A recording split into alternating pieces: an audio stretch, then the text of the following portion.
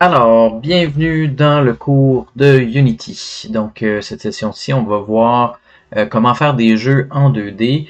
Et pour commencer, on va avoir besoin d'un moteur de jeu, donc un logiciel qui va nous permettre de faciliter notre travail en création de jeu. Celui qu'on va utiliser, c'est Unity 6, qui est la dernière version de Unity, qui a des mises à jour hyper intéressantes. Donc, c'est possible que si vous écoutez des tutoriels plus vieux, qui datent de il y a 2 ans et plus, donc ça se peut que ce soit pas la version de Unity 6, qui vient avec quand même pas mal de changements. Donc, gardez ça en tête quand vous allez écouter les tutoriels, surtout au niveau des interactivités, des input systems, ça a changé quand même pas mal. Donc, on va voir le nouvel input system au courant de la session. Donc, gardez ça en tête. Donc, première des choses, qu'est-ce qu'on veut faire, c'est aller sur le site de unity.com.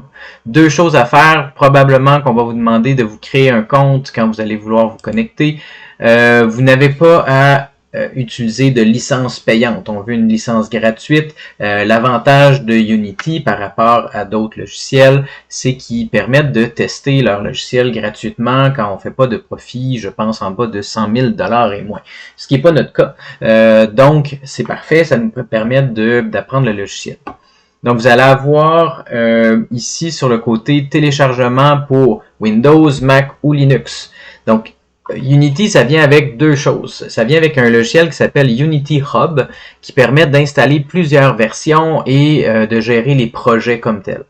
Ensuite, ça va installer aussi une Unity, mais dans une certaine version. Pourquoi? Parce que des fois, certains projets nécessitent une version très spécifique qui est peut-être plus ancienne pour fonctionner sans qu'il y ait trop de changements dans le code. Donc, Unity est arrivé avec le hub qui permet d'installer ça. Donc, commencez par installer ça. Puis une fois que ça c'est fait, on va se retrouver avec Unity Hub qui est ici. Donc, du moment que je ne sais pas si je peux grossir ça, je pense pas. Donc, du moment que vous avez Unity Hub d'installer, ça va vous ouvrir ceci. Puis, probablement que ça va vous demander d'être connecté. Fait que si vous n'avez pas votre compte, créez votre compte. Puis, après ça, on se connecte. Ensuite, si on regarde le Hub, qu'est-ce qu'il y a deux choses importantes à savoir. Donc, on a l'onglet Projet qui va être tous vos projets que vous avez démarrés. Puis, on peut les enlever si ça n'existe plus, mais ça garde une référence avec les projets sur l'ordinateur. Si vous enlevez ce projet-là de l'ordinateur, il va quand même garder la référence et que ça se peut qu'il cherche quand même. Si le projet n'existe plus, à ce moment-là, on peut l'enlever. Je vais vous montrer dans quelques secondes. Avant de commencer, première des choses, c'est qu'on veut avoir une installation. Donc, on va avoir une version. Comme j'ai dit, vous voyez là en ce moment sur ma machine, moi j'ai la version 6000.2 et la 6000.3 qui est la dernière. Qu'est-ce qu'on fait quand on veut installer notre version? On va dans Install Editor. Et là, vous voulez toujours utiliser la version la plus... la version...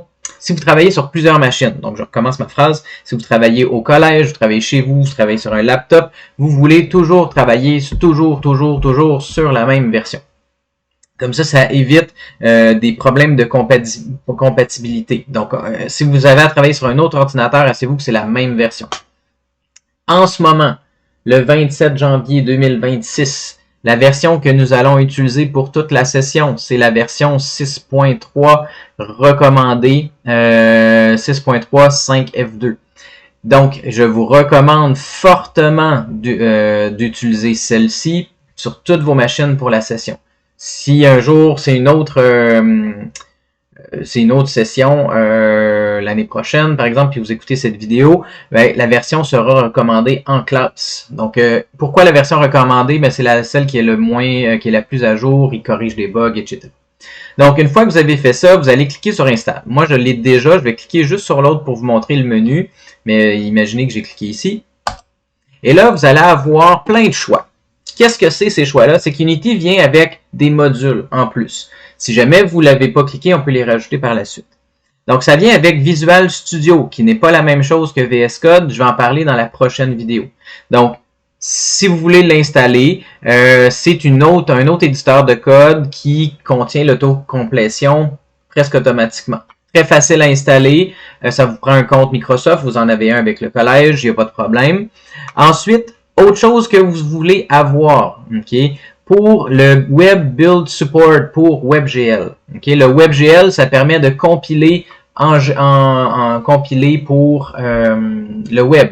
Donc, une fois qu'on a fait notre jeu vidéo, ben, on veut pouvoir transformer ça dans un fichier exécutable. Mais tous les autres vont créer des fichiers exécutables. Par exemple, vous pourriez avoir le iOS Build Support qui permet de faire, de transférer votre jeu pour iPhone et iPad.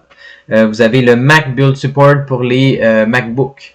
Vous avez Linux, vous avez Windows. Donc moi, en ce moment, j'ai un Windows, donc je vais également cocher le Windows Build Support si je voudrais faire un logiciel EXE exécutable sur mon ordinateur. En bas complètement, vous avez aussi la documentation, mais ça, je vais en parler dans une autre vidéo. Pas nécessaire comme tel, vous l'avez, vous allez l'avoir de toute manière. Si vous faites des trucs pour Android aussi, vous avez tous les éléments à cocher aussi. Pour l'instant, on va prendre Visual Studio Community, Web Build Support, Windows Build Support. Et là, je vais faire continuer. Je coche OK et je vais faire installer. Moi, j'ai déjà installé tout ça. Donc, je vais juste temporairement faire back. Vous faites install. Et imaginez que tout ça s'est installé. Parfait. Ça roule. Fait que normalement, vous devriez avoir dans le haut un petit download puis le logiciel qui s'installe. Si jamais vous avez oublié d'ajouter un module, pas de problème. On peut ajouter avec Manage ici un module. Puis on peut aller recocher puis installer un autre module qui n'était pas installé. Donc vous n'êtes pas obligé de toutes les cocher parce que vous voyez, ça fait quand même pas mal, ça prend beaucoup d'espace sur une machine. Donc idéalement, on va choisir, on va choisir juste ceux qui sont intéressants pour nous. Donc, une fois que vous avez votre version de Unity, vous êtes prêt à démarrer tout simplement. Donc on va aller dans l'onglet Projet. Et là, on va se faire un nouveau projet. Et là, faites attention, par défaut, c'est subtil, on a coché, par défaut, c'est la 3D qui est cochée, donc le petit carré bleu. Nous, toute la session, on va faire du jeu 2D, donc on veut s'assurer qu'on a coché Universal 2D. C'est des gabarits qui nous simplifient la vie. Donc, prenez toute la session 2D. La session prochaine, vous allez faire de la 3D, donc ça va être celui-là. Puis quand vous allez faire des projets plus avancés avec de la haute définition, comme des reflets sur l'eau, des reflets dans le métal, vous pourrez prendre le High Definition, mais c'est très lourd à installer. Donc, on commence plus gentiment avec le 2D. On s'assure de prendre la version de notre choix. On va choisir notre projet, l'endroit où on va le mettre. Fait que moi, souvent, je vous recommande de mettre vos initiales.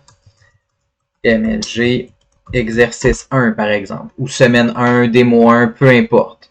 Ensuite, vous choisissez à quel endroit. Moi, personnellement, je vous invite à ne jamais utiliser OneDrive pour vos projets. Pourquoi? Parce que ça contient beaucoup de fichiers et ça va venir prendre beaucoup de temps à synchroniser. Donc, n'utilisez pas OneDrive. Je vous recommande d'installer ça sur le C ou sur un disque dur qui est solide ou une clé USB, le cas échéant. Mais faites attention, ça ne devrait pas être votre seule source de sauvegarde. Donc, ceci étant dit, on va vous montrer dans quelques cours comment utiliser un dépôt cloud pour sauvegarder vos machines, mais d'ici là, gardez une copie sur vos clés ou sur un disque dur. N'utilisez pas, ne laissez rien sur les machines du collège parce que ça, les machines sont nettoyées à chaque quelques semaines, donc faites attention à ça. Ça fait le tour sur l'installation. Du moment que je vais faire créer mon projet, ben ça va démarrer, puis ça va l'installer, puis on va se revoir dans une autre vidéo avec un logiciel, le logiciel ouvert. Donc vous voyez, vous le voyez pas de ce côté-là, là, c'est sur mon autre écran, mais en ce moment c'est en train d'installer Unity.